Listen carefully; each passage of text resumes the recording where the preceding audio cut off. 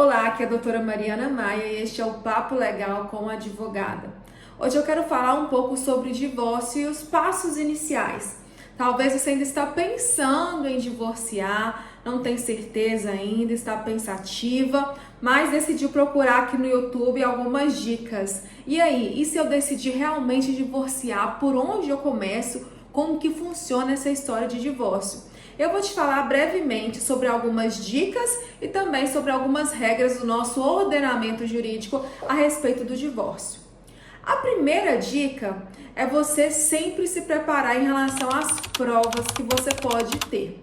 Sabe por quê? A gente não sabe o coração das pessoas. Você já ouviu falar que a gente conhece o irmão no inventário, com a morte dos pais, e a gente conhece o nosso cônjuge depois da separação. Então, não vai sempre com a segurança de que com certeza vai ser um divórcio tranquilo, não aposte todas as suas fichas.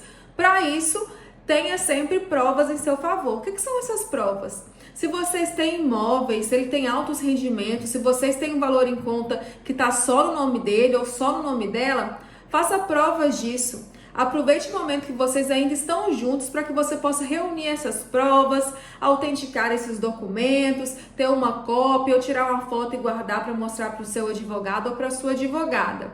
Porque depois, se você sair de casa, na tristeza ali, né, na revolta, pode ser que você se esqueça de algum desses documentos e aí vai ficar muito mais difícil de provar todos os seus direitos, ok? Então, depois que você já se muniu dessas provas aí, já está com todas as documentações relacionadas aos bens que vocês têm, né, ao patrimônio, aos valores, à profissão dessa pessoa, você vai pensar em como será esse divórcio. Esse divórcio ele pode seguir dois caminhos, que é o divórcio consensual ou o divórcio litigioso. O divórcio consensual é aquele amigável, tranquilo, que os dois assinam, não precisa ir nem oficial de justiça na casa de ninguém. Simplesmente vocês decidem, né, de comum acordo, por fim a este casamento. Esse é um tipo de divórcio mais barato, mais rápido e que compensa muito. Ou seja, uma dica valiosíssima se você pretende se divorciar é tentar fazer isso de uma maneira tranquila e leve, né, no máximo que der, porque eu sei que nenhum divórcio é leve, mas assim, com paciência para tentar fazer um acordo e ser um divórcio consensual, porque isso vai te poupar muito tempo, também vai preservar sua saúde mental e dinheiro.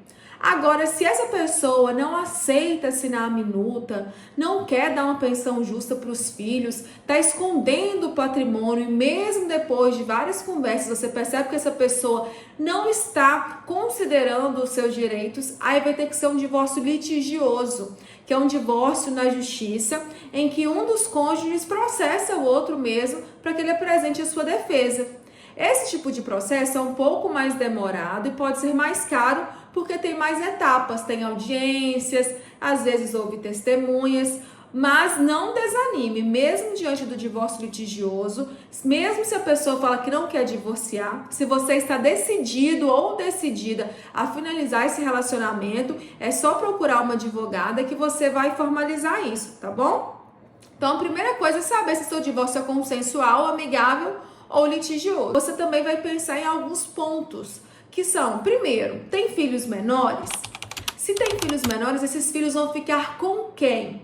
Vai ficar com você? Vai ficar com ele? Ah, vai ficar comigo mesmo, doutora, com a mãe. Então, como que será a convivência dos filhos com o pai? Já é bom você deixar isso estabelecido nessa conversa. Então, assim, olha, eu quero que a convivência com o pai seja um final de semana sim e um final de semana não. Busca na sexta à noite e devolve no domingo. Aí você vê com ele direitinho que horas que vai ser. Se ele não concordar, a gente entra na justiça para o juiz mesmo estabelecer. Então, assim, com quem as crianças vão ficar, como que vai ser a forma de convivência. Outra coisa também que você tem que pensar em relação à pensão alimentícia.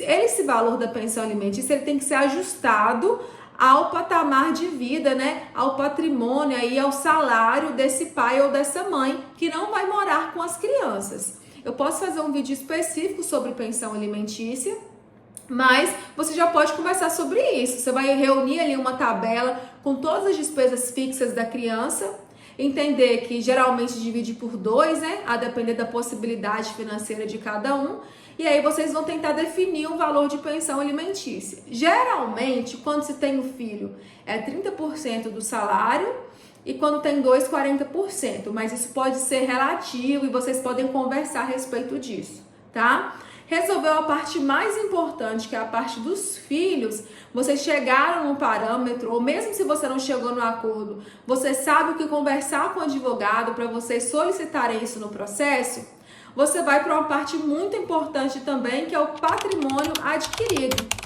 A primeira coisa é você saber qual que é o regime de bens que vocês adotaram quando vocês se casaram.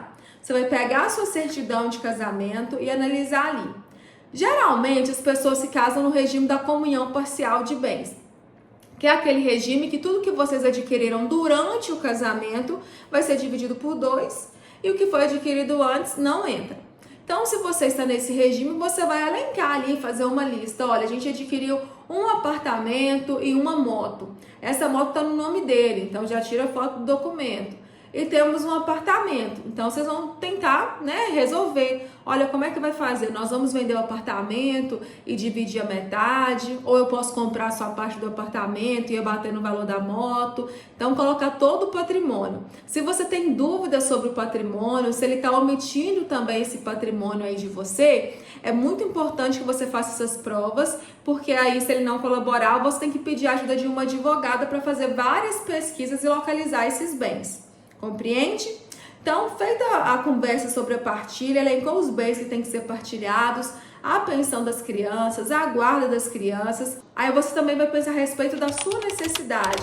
Você precisa receber pensão para se restabelecer no mercado de trabalho?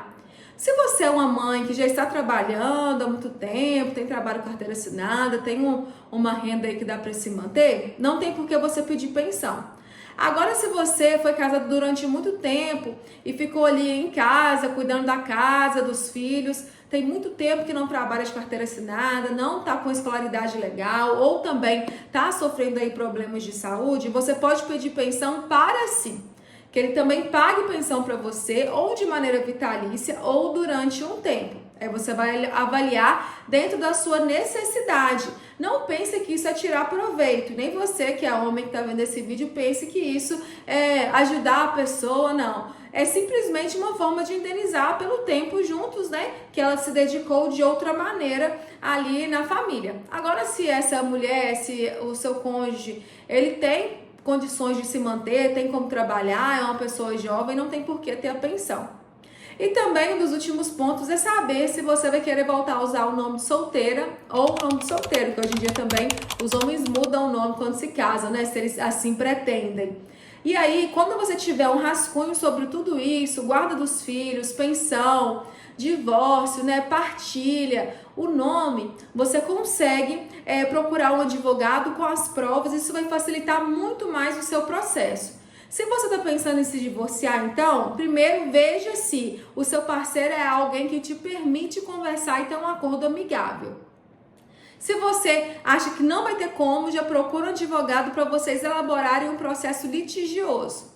Se esse processo for consensual, não vai ter, em muitos casos, audiência e juiz, pode ser no cartório ou no próprio escritório do advogado, e se for litigioso, vai ter mais etapas dentro do processo, mas nada que um advogado experiente não te oriente para você poder fazer o melhor processo, e preservar os seus direitos. Mas esses são os principais pontos que você deve pensar quando decidir se divorciar. Se vocês gostarem desse conteúdo, vocês podem colocar o que vocês querem que eu fale de maneira mais aprofundada sobre a pensão, sobre as provas, tá bom? Eu quero muito agradecer a todos que estão acompanhando. Se puderem aí seguir o canal, se inscrever, que fala, me seguir lá no Instagram, curtir, comentar esse vídeo vai me ajudar muito. Fiquem com Deus!